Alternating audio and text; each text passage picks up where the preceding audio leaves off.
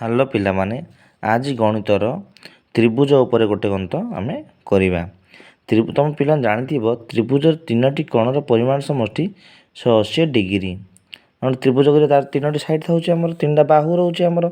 ତ ତିନୋଟି କୋଣ, ତିନୋଟି ଦେଖ, ଗୋଟେ କ ଗୋଟେ କୋଣ, ଗୋଟେ ଖ ଗୋଟେ କୋଣ, ଆଉ ଗୋଟେ ଗ ଗୋଟେ କୋଣ ହେଲା।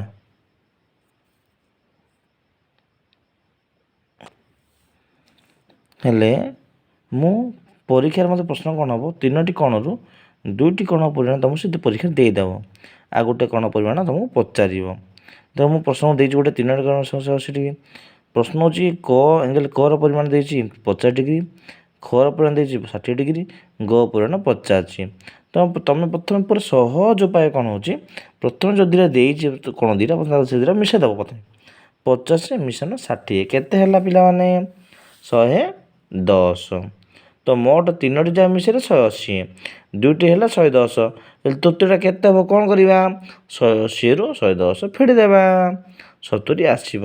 ତ ଏଇଟାକୁ ଆମେ ଧାରା ଗଣିତ ହିସାବରେ ଆମେ କିପରି କରିବା? ଦେଖ ମୁଁ କି ଲେଖିଛି, ତ୍ରିଭୁଜ ତିନୋଟି କୋଣ ପରିମାଣ 180 ଡିଗ୍ରୀ, ଏଙ୍ଗେଲ କର ପରିମାଣ ମିଶାଣ ଖର ପରିମାଣ ମିଶାଣ ଗର ପରିମାଣ ସମାନ 180 ଡିଗ୍ରୀ।